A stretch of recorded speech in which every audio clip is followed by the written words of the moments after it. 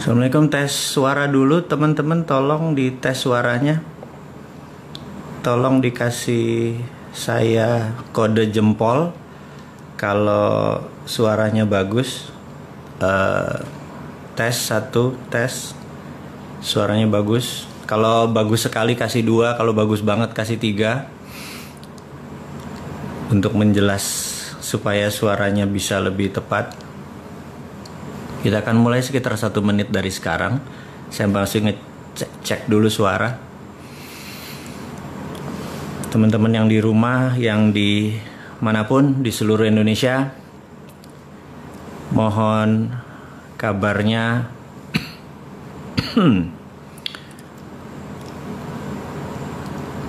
Wah, ada yang kasih 3 jempol, ada yang kasih 4 jempol. Suaranya berarti udah oke ya. Berarti kita akan sebentar lagi kita akan on air.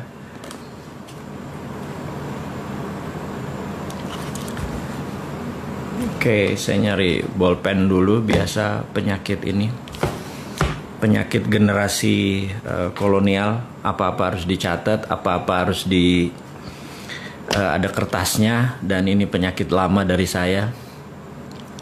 Saya selalu apa-apa bawa buku. Jadi di sini ada buku, ada bolpen gitu ya, untuk teman-teman bisa, untuk saya bisa mengupdate. Oke, baik, sahabat semua. Ini jam berapa? Baik. Oke, assalamualaikum warahmatullahi wabarakatuh. Dimanapun sahabat Indonesia berada, salam NKRI garis lucu. Selalu semangat, selalu sukses buat Anda. Dan tidak lupa di momen halal bihalal melalui udara ini, saya menyatakan selamat Idul Fitri. Mohon maaf lahir batin jika kesontoloyoan saya membuat orang tersinggung, membuat buzzer turun gunung, mendadak menyerang semua gitu ya. Kepada buzzer dan kepada haters, saya juga ucapkan mohon maaf lahir batin, karena tanpa Anda saya tidak berada di posisi seperti ini. Jadi kalau fans, saya nggak yakin saya punya banyak penggemar. Yang ada adalah orang-orang yang mungkin mengikuti saran-saran saya saja, bukan sebagai fans. Sahabat semua, kita akan mulai dengan pengumuman dulu sebelum topik acara kita hari ini. Topik acara hari ini adalah old system doesn't work, gitu ya. Kira-kira terjemahan bebasnya adalah sistem yang lama itu nggak pernah berjalan dengan baik. Jadi sebelumnya ada pengumuman dulu dari panitia, dari Business Hack, dari teman-teman yang mensupport saya selama ini. Sudah tahun keempat. Luar biasa kalian semua. Dan saya juga mengucapkan kepada seluruh organisasi saya yang bermitra dengan saya, baik langsung dan tidak langsung, selamat Lebaran, mohon maaf lahir batin semuanya. Pengumuman nomor 1 adalah buku Mardigu mulai didistribusikan adalah awal Juni.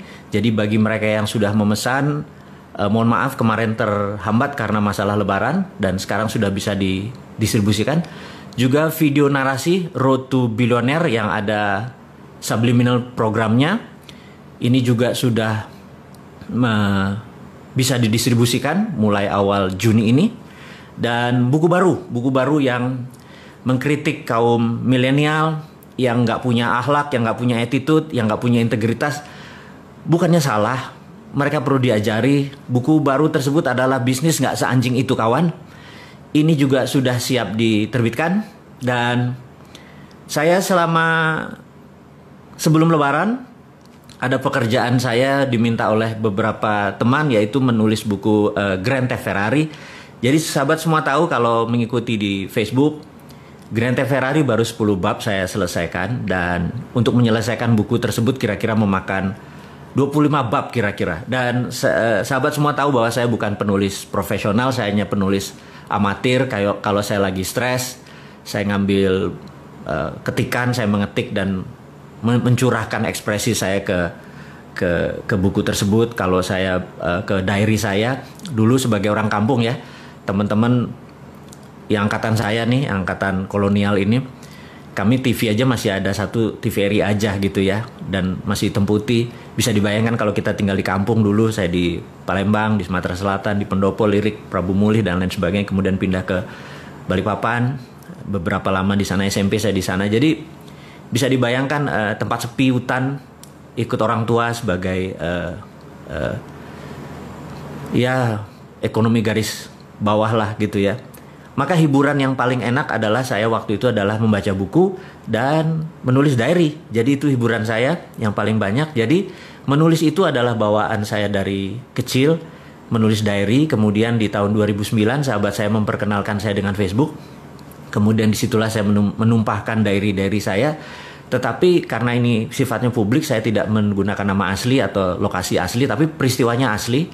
Saya twist sedikit aja supaya niat saya cuman suatu hari cucu cicit saya melihat catatan di Facebook, di sosial media, bisa mengetahui bahwa oh kakek gue ini loser ya ternyata, oh kakek gue ini ternyata orangnya nggak pinter dan lain sebagainya, dan apapun itu menjadi catatan sejarah. Jadi saya cuma mengingatkan teman-teman semua, hati-hati dengan sosial media Anda, karena cucu Anda akan melihat gitu ya, kalau nanti mendadak Anda dilihat gitu, wah jemuran belum kering gitu ya, motor belum dicuci gitu ya. Cucu-cucu cicit kita bilang, ya elah kakek gue garing amat hidupnya gitu ya. Jangan sampai kayak gitu. Jadi tolong sosial media dibersihkan, di kata-katanya bagus, penuh pelajaran buat generasi mendatang. Dan tentunya generasi saat ini. Jadi menulis sekali lagi adalah bentuk ekspresi saya untuk stress relief atau apa ya, writing therapy tersebut. Jadi setiap hari saya menulis. Sudah seumur hidup saya, dan ketika diminta untuk menulis Grand Theft Ferrari melanjutkan, itu sebenarnya setengah memorizing karena peristiwa itu 80% adalah asli. Kemudian saya sadur, kita gunakan bahasa yang lebih populis. Juga beberapa sahabat saya tidak mau namanya ditulis dengan asli atau kejadiannya asli, saya harus edit ulang gitu ya. Terus tapi orang-orangnya ada, sahabat saya semua ada kisah nyata tersebut. Dan yang menarik adalah ketika kemarin saya dalam perjalanan menuju ada satu sahabat saya untuk makan siang. Saya lagi makan siang, dia mengingatkan, Mas, itu Grand Theft Ferrari kalau bisa punya 3 ending. Saya bilang 3 ending gimana gitu. 3 ending tuh karena saat ini di Netflix, di segala macam itu ending itu bisa diatur. Saya bilang diatur gimana? Jadi endingnya bisa pilih. Ada versi A, versi B, versi C. Maksudnya gimana? Jadi versi A happy ending, versi B tragis gitu ya. Terus versi C misalnya bersambung gitu ya. Nah, saya pikir menarik juga kita bisa memilih endingnya sesuai dengan apa yang kita mau. Saya pikir ini genre baru gitu ya. Bagi saya jadi challenging gitu ya, menulis jadi challenging. Terus di tengah-tengah itu ada sahabat saya bilang, kenapa nggak buat film sekalian? Saya bilang, kenapa harus buat film? Kebetulan dia adalah produser dan sudah ada 18 film yang dia produser, namanya L gitu ya, saya nggak sebut namanya. Gue biayain deh, saya bilang, ntar dulu. Ini genrenya Grand Theft Ferrari itu bukunya adalah romance, thrill, tegang dan romance gitu ya. Wah nggak laku tuh katanya kalau model-model begitu, harus lucu. Jadi saya bilang, nah ini ada sahabat semua, ini kita belum masuk topik ya, kita cuman memberikan prolog awal bahwa Grand Theft Ferrari itu menjadi challenging buat saya.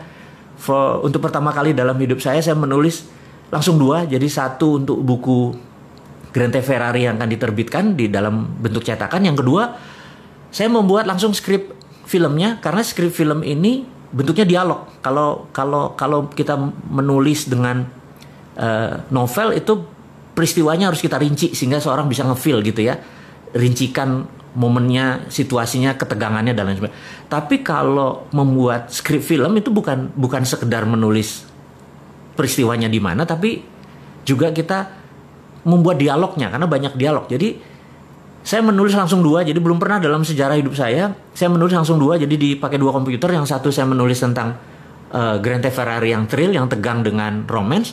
Di sebelahnya adalah skrip film yang komedi romantik gitu. Jadi saya harus ketawa, saya harus lucu, saya harus romance, di sini saya harus romance tapi tegang gitu ya. Jadi saya menjadi punya kayak orang split personality gitu. Tapi ini challenging. Teman-teman semua mudah-mudahan nanti bisa menikmati kita diskusi kita tentang Grand Theft Ferrari, dan ini adalah the other side of seorang bosman gitu ya. Seorang penulis, pembaca buku, itu adalah cita-cita dari kecil saya adalah ingin menjadi profesional penulis. Dan sampai saat ini saya nggak mengklaim diri saya sebagai profesional, masih penulis amatir. Karena bagi saya kalau penulis profesional itu mungkin udah buat laku bukunya udah ratusan ribu atau mungkin jutaan gitu ya. Oke, sahabat semua, terakhir dari pengumuman hari ini sebelum kita masuk ke topik kita adalah ucapan bela sungkawa saya terhadap tindakan rasisme oleh polisi di Amerika dan gerakan-gerakan rakyat kulit berwarna yang menentang rezim Trump, yang Trump sangat superior, white supremacist, dan ini terjadi puncaknya akhirnya setelah 3,5 tahun berkuasa. Mereka repress, memendam, dan akhirnya meledak juga di seluruh tempat di Amerika. Dan ini adalah atas nama humanitarian, atas nama kemanusiaan. Saya pribadi mengucapkan bela sungkawa. Jangan sampai itu terjadi di dunia ini lagi, karena manusia apapun rasnya, kita adalah satu rasa dan satu humanitarian, dan humanitarian itu di atas nation. Jadi sekali lagi teman-teman, humanitarian adalah hak semua manusia dan itu di atas nation. Jadi masalah human right ini saya concern sekali atau peduli sekali, terutama masalah rasisme seperti ini.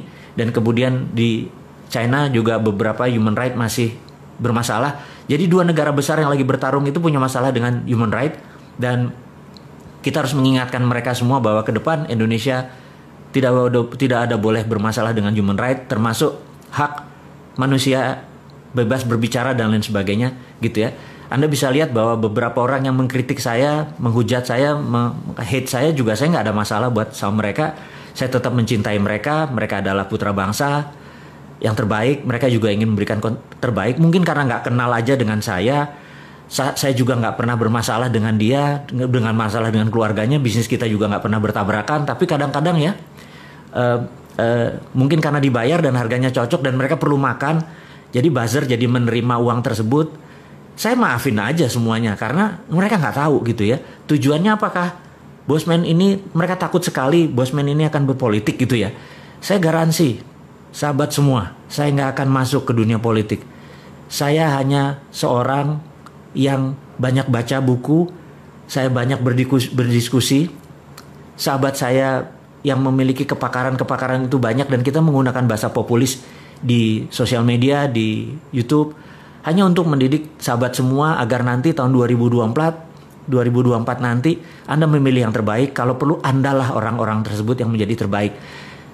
Nggak ada niat saya untuk menjadi fronting atau orang di depan, tetapi keilmuan saya akan berikan kepada Anda semua.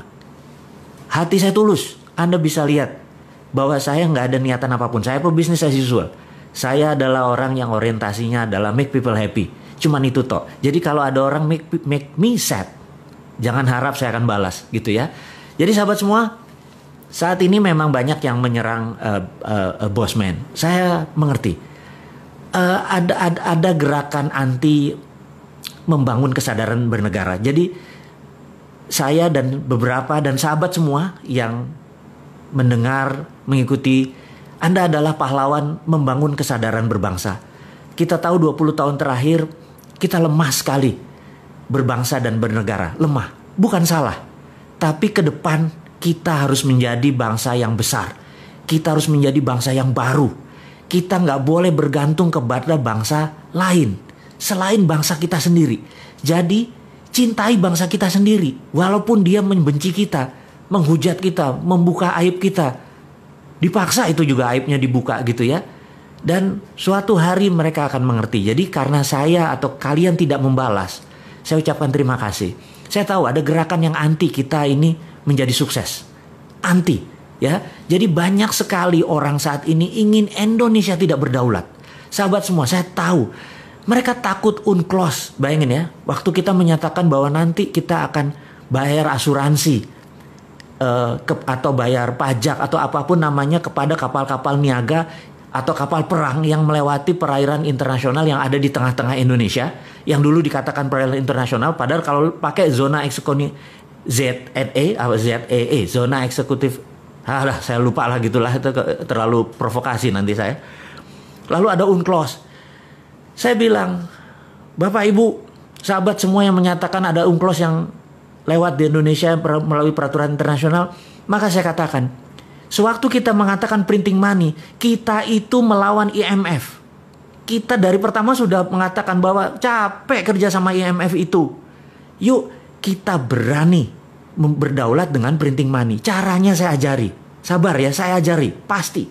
Banyak kok tim-tim yang bisa mengajari tentang modern monetary theory. Dan ini semua tentang printing money. Jadi IMF aja kita lawan. Kenapa UNCLOS nggak kita lawan? Kita harus lawan bahwa kita mau berdaulat. Jadi bagi hasil, Jo. Gitu ya intinya ya. Kamu lewat kan kamu dapat untung. Bagi hasil. Tainya kamu buang di Indonesia. Minyaknya kamu buang di Indonesia. Kotor itu laut Indonesia.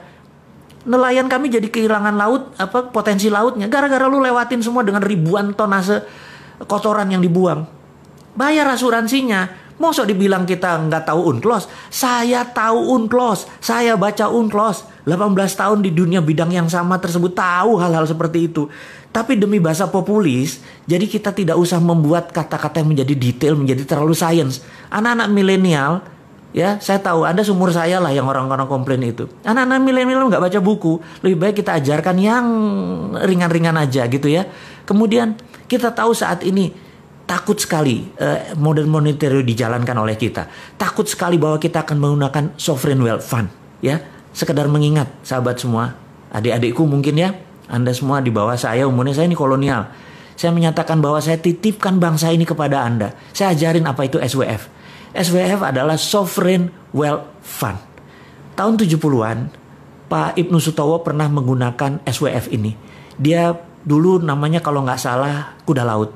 Kuda Laut ini adalah BUMNK, Badan Usaha Milik Negara Khusus. Jadi anggap sekarang ini SKK Migas. Satuan Kerja Khusus Migas itu sebenarnya BUMNK, Badan Usaha Milik Negara Khusus.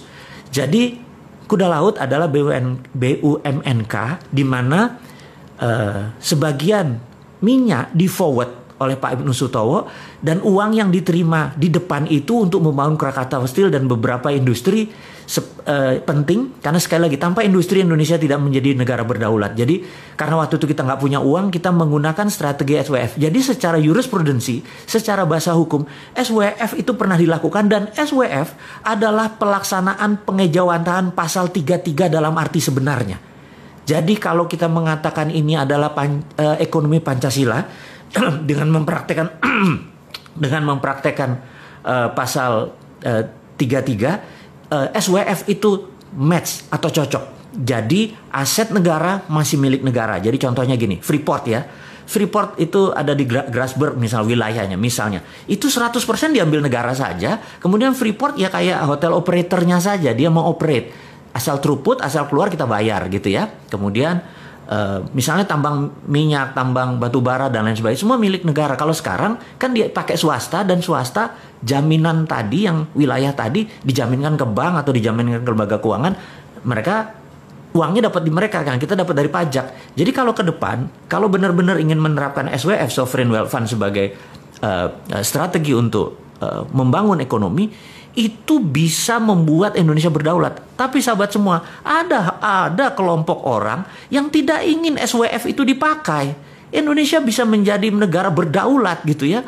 Kemudian lagi, kita mempromosikan TINA. TINA adalah there is no alternative. Anda bayangin, there is no alternative itu adalah sebuah gerakan ekonomi.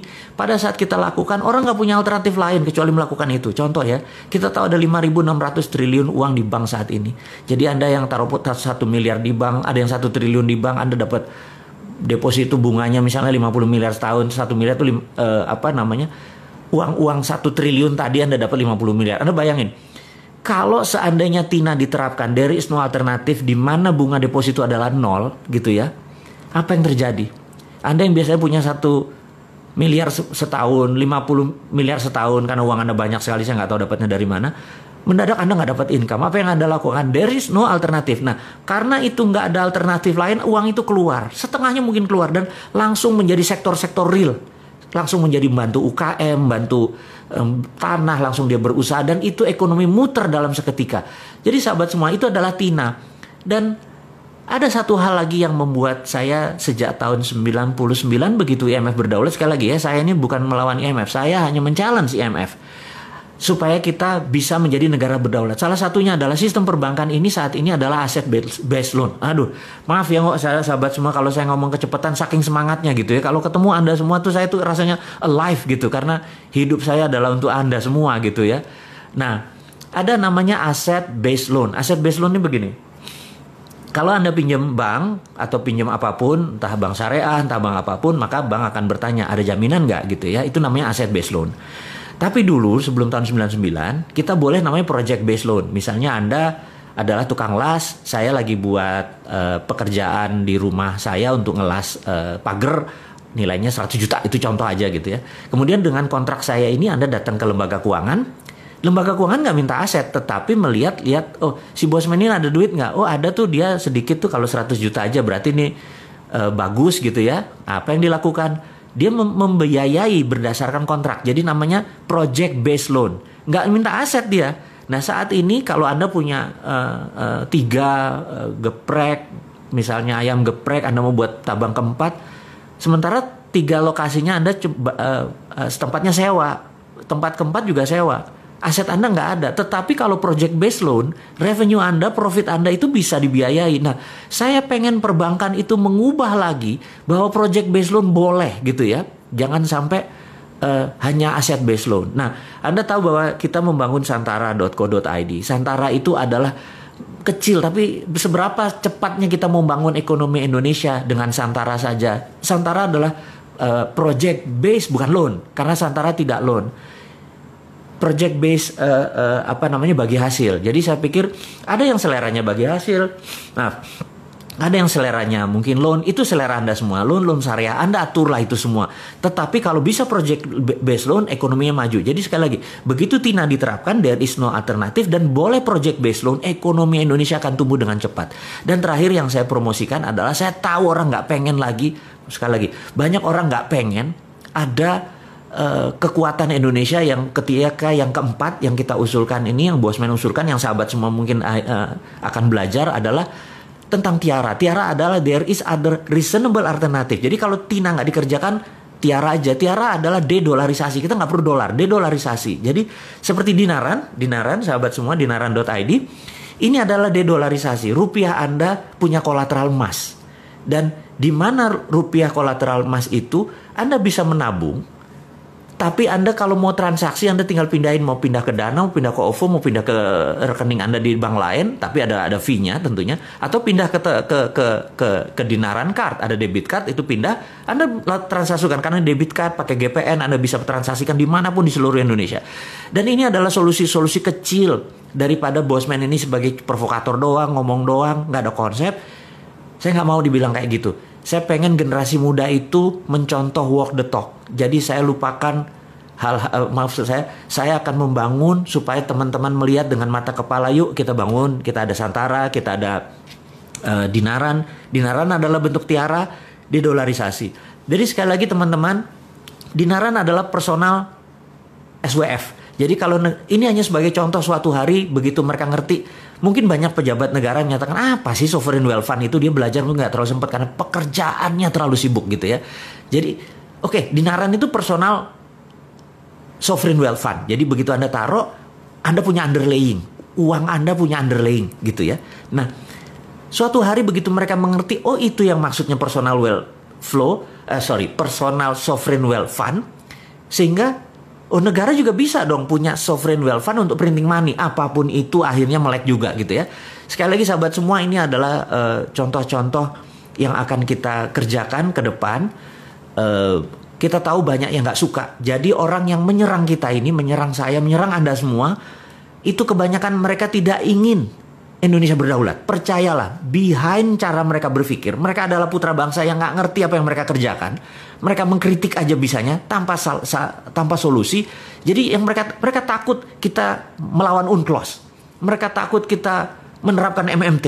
Mereka takut kita menjalankan TINA. Sehingga Indonesia menjadi berdaulat. Sehingga Indonesia lebih besar dari Cina. Indonesia lebih besar dari Amerika. Mana mau. Di belakang mereka itu adalah provokator-provokator yang pro negara tadi, yang mereka sendiri tidak tahu menjadi pion-pion dari prinsip-prinsip bernegara asing tadi. Jadi ke depan, apa yang dilakukan? Kita harus menyatakan bahwa kita harus punya sistem baru. Sistem baru. Kenapa? Karena old system doesn't work. Gitu ya, ini yang harus diingatkan. Old system doesn't work. Nah, kita akan mulai dengan old system doesn't work. Suatu hari, ini dongeng ya, ngapunten ya, kita dongeng sedikit. Suatu hari tahun 2017 awal, saya bertemu sama sahabat saya. Beliau adalah salah satu One Team Press, Dewan Penasihat Presiden waktu itu. Kita diskusi santai. Jadi saya tanya, Bu, gitu ya, saya sebut aja nama ya, Bu, waktu 2016 tuh kalau nggak salah AP ya, Anggaran Pendapatan Belanja Negara, APBN gitu ya, Anggaran Pendapatan Belanja Negara. APBN itu pendapatannya turun, belanja negaranya naik. Jadi ada gap sekitar 300 triliun, bener nggak? Oh iya bener Mas. Terus bagaimana cara nutupnya? Ya kami pinjaman gitu. Oke. Terus 2017 ini, waktu itu 2017 kayaknya naik Bu, pendapatannya makin turun dan belanja negaranya naik gitu. Terus apa solusinya gitu? Wah ini Mas, nggak tahu nih Mas. Saya bilang, waduh, ada saran. Nah ini dia, Sontoloyo diminta saran coba ya. Saya pikir, ya ngapunten Bu, ini cuman saran ya Bu. Saya bilang gitu. Saya ini kan punya tanah Bu, gitu ya. Nggak besar, sekian hektar gitu di Pasuruan. Tapi kebetulan tanah ini di sekitarnya ada gas dari HCML, dari Husky Sinok Bu. Terus gimana? Saya tuh kepikiran Bu, gimana kalau kita buat smelter, karena udah ada tanah, ada gas. Gimana kalau kita buat smelter? Smelter apa Mas? Smelter Freeport Bu, copper smelter. Loh, kan sekarang Freeport kirim ke Okinawa, kirim ke Sumitomo. Iya Bu. Jadi gini Bu, saya bilang tolong terbitin yang namanya DMO. DMO adalah singkatan dari Domestic Market Obligation. Oke, DMO ya. Jadi kalau kamu dapat DMO gini, saya bilang kalau saya dapat DMO, maka Domestic Market Obligation itu terjemahannya adalah gini. Freeport tidak boleh mengekspor koper konsentratnya sampai kebutuhan domestik terpenuhi, gitu ya. Itu peraturan WTO. Jadi Domestic Market Obligation. Jadi begitu kita membangun koper smelter tadi, kemudian pegang DMO, maka Freeport harus mengisi dulu ini, baru dia ekspor. Nah, saya ini kan termasuk orang yang nggak setuju diekspornya bahan mentah koper doang. Padahal di dalam koper konsentrat tadi itu kan ada gold, ada platinum, ada uranium dan lain sebagainya. Gitu ya. Ini. Nah, kemudian apa yang dilakukan oleh DMO ini? Jadi dengan adanya DMO Bu, saya bilang gitu ya, dengan adanya Domestic Market Obligation, saya bisa nyari pinjaman. Modalnya berapa? $2 billion. Mas punya 2 billion? Punya Bu. Wah ini kan agak gila. Punya 2 billion gimana caranya gitu? Gini Bu, dengan DMO, saya minta 1 juta koper konsentratnya Freeport tidak dikirim tapi masuk ke pabrik kita. Kita akan bangun dengan sekitar 30 triliun. Investasinya sekitar 2,2 billion US dollar waktu itu. Duitmu dari mana? Gini Bu, nanti kan kita akan menghasilkan 100 ton emas per tahun. Dikalikan 20 tahun kan 2 ton. Nah Bank Indonesia ambil yang 2 ton tadi sebagai jaminannya. Lalu Bank Indonesia terbitin bond Bu. Bond. Jadi Bank Indonesia nggak usah keluarin duit. Terbitin aja bond. Selama 20 tahun ke depan nilainya $6 billion. Nah dengan bond $6 billion itu Bu, saya ke pasar internasional saya bisa cari duit untuk membangun 2,2 billion. Jadi saya moderat, modal dengkul urat Bu gitu. Oh ibunya ngakak gitu ya. Oke saya paham. Nah dengan demikian kita 2 ton emas tadi kita bisa printing money Bu. Ibu bisa nyetak seperti sekarang 5 kali lebih banyak dari printing money dan kita nggak berhutang gitu ceritanya. Oh aku paham katanya, aku paham gitu ya. Jadi itu adalah prinsip saya berkontribusi. Tapi terus ada proposal. Ada Bu, saya udah siapin 1 lembar. Oke, nanti saya diskusikan hal ini gitu ya. Nah, sahabat, singkat semua, saya pamit dan nggak lama kemudian 1 bulan, 2 bulan lewat, saya tanya, Bu, gimana usulannya? Nggak bisa karena keluar PP nomor 1 tahun 2017 tentang IUPK. Ya udah saya paham. Saya bilang lanjut deh, saya bilang itu nggak apa-apa karena itu pilihan bernegara. Jadi sekali lagi sistemnya berbeda. Jadi saya cuman mengingatkan bahwa kita pernah mengusulkan bahwa menggunakan kekuatan Freeport. Jadi jangan diambil Freeportnya, tapi diambil kemanfaatan produknya yaitu gold. Dengan gold inilah kita printing money. Itu prinsip saya.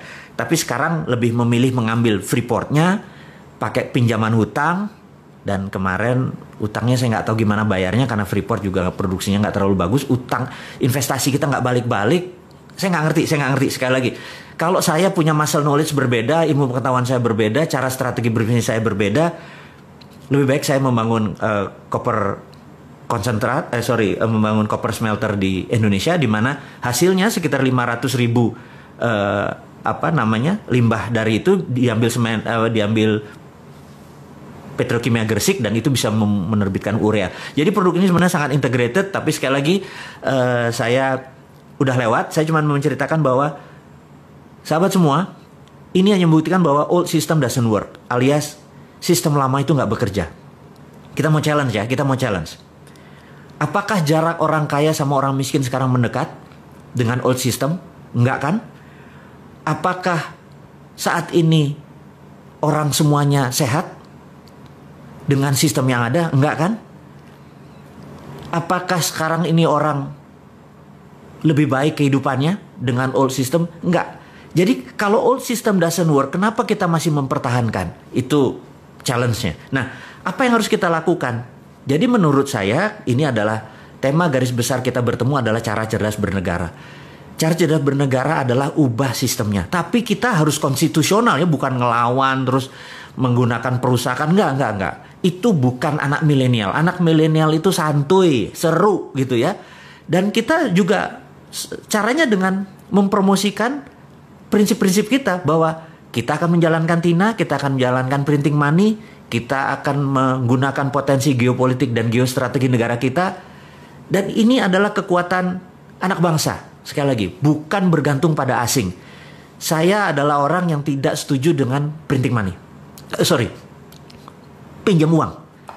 Capek minjem uang itu. Anda tahu ya. Bayangin misalnya saya punya usaha gitu ya. Modalnya itu kan pasti pinjam. Dan ternyata kerjanya adalah untuk bank. Capek kerja kayak gitu. Jadi seharusnya kan bagi hasil gitu ya. Baik sahabat semua. Jadi kita ke depan adalah mempromosikan aset based loan. Saya ini hari ini nggak fit banget ngomongnya salah semua. Kita akan mempromosikan project based loan, bukan aset based loan. Kita akan menjalankan TIARA, there is other reasonable alternative atau dedolarisasi. Kita nggak mau bergantung pada dolar. Salah satunya adalah tool yang kita bangun. Jadi sahabat semua, saya merasa pertemuan kita tidak usah panjang-panjang. Yang penting poinnya kita dapat. Jadi ke depan saya akan banyak mengajarkan tentang yang lebih detail lagi, cara cerdas bernegara. Hari ini kita hanya membicarakan karena santai, karena kita akan mulai bentar lagi PSBB akan dibuka. Saya pikir kita akan mulai business as usual. New normal Anda akan praktekkan dan Anda udah tahu itu apa new normal gitu ya. Kalau nggak tahu Anda lihat aja si Sunda Empire, itu udah dari dulu menceritakan tentang new normal gitu ya. Joke sedikit boleh di ujungnya, jangan serius-serius amat gitu ya. Jangan kayak para buzzer serius gitu yang ngeliatin Bosman mau jadi presiden gitu. Lupain, Bosman nggak mau jadi presiden. Tapi followernya Bosman atau orang yang mendengarkan Bosman pasti bisa jadi presiden gitu ya. Sahabat semua, saya ucapkan di akhir kata ini adalah mohon maaf lahir batin sekali lagi. Waktu kita hanya sebentar saja, 30 menitan cukup. Mudah-mudahan kita bisa mendapatkan saripati pelajaran hari ini. Di mana hari ini saya ulangin lagi, kita harus berani melakukan regulasi baru tentang orang yang lewat selat dan perairan di Indonesia. Harus kita ambil pajak atau ambil asuransi. Kedua, kita akan menjalankan printing money dan lain sebagainya. Sahabat, saya nggak lama-lama, saya sekali lagi hanya akan fokus di pelajaran hari ini adalah old system doesn't work.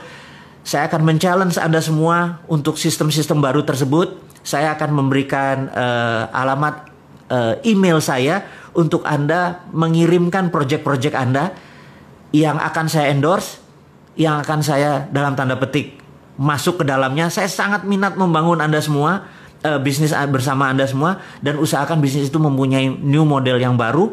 Saya akan pasang alamat email saya di wall di IG. Akhirul kalam, terima kasih buat Anda semua, sukses buat Anda semua, sehat buat Anda semua, semangat buat Anda semua, cintai NKRI ini, jangan pernah lelah mencintai negara kita ini, jangan pernah lelah dan jangan menuduh apapun kepada siapapun. Sukses buat Anda semua. Assalamualaikum warahmatullahi wabarakatuh.